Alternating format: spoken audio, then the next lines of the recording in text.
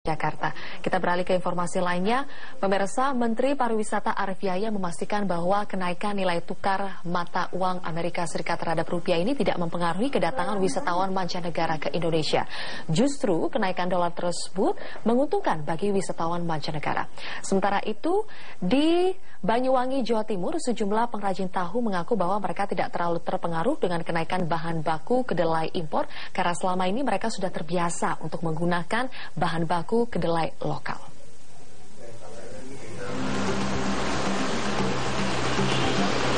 Pariwisata Indonesia khususnya di Provinsi Bali dipastikan meningkat karena angka kunjungan wisatawan naik hingga 20% per minggunya.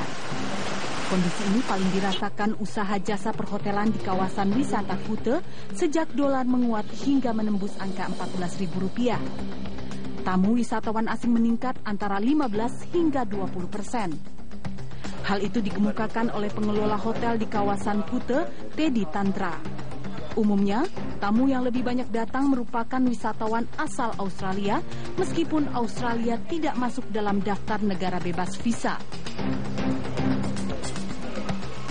Secara keseluruhan, penerbangan kita sangat menguntungkan dengan kelemahan rupiah. Mungkin di sektor-sektor lain agak rugi, cuma buat orang asing ini semakin murah untuk berkunjung ke Bali. Menteri Pariwisata Arief Yahya dalam kunjungannya ke Bali mengatakan melemahnya nilai tukar rupiah ini membawa dampak positif bagi industri pariwisata Bali khususnya dan Indonesia umumnya. Bali yang menjadi destinasi wisata dunia ini semakin banyak dikunjungi wisatawan asing yang ingin menikmati keindahan pulau di Indonesia. Nah, kalau untuk saat ini, kalau Bali ujungnya dulu ya, Bali tumbuh sekarang. Jadi saya memang tidak enak seperti menantang, tapi kenyataannya pariwisata Bali tumbuh. Dalam kondisi yang seperti ini, pariwisata Indonesia tumbuh, pariwisata Bali juga tumbuh lebih tinggi daripada rata-rata. Sementara itu, sejumlah rumah produksi tahu di Banyuwangi, Jawa Timur mengaku tidak terpengaruh dengan naiknya harga kedelai impor saat ini. Pasalnya, para pengrajin tahu di daerah ini setiap harinya menggunakan bahan baku kedelai lokal untuk produksi tahu.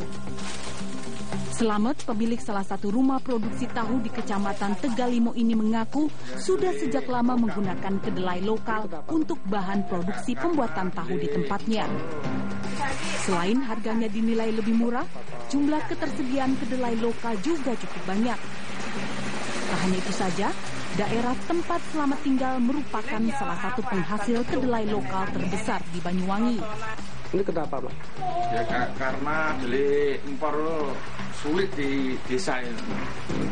Masih banyak kedelai lokalnya. Ya, harganya lebih murah. Lebih murah. Ya. Nah, kalau stoknya lebih banyak mana? Antara kedelai lokal dengan banyak kedelai lokal atau kedelai impor.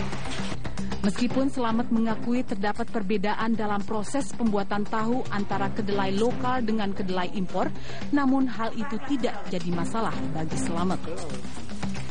Dari Denpasar, Bali dan Banyuwangi, Jawa Timur, Saifullah Andi Himawan, Metro TV.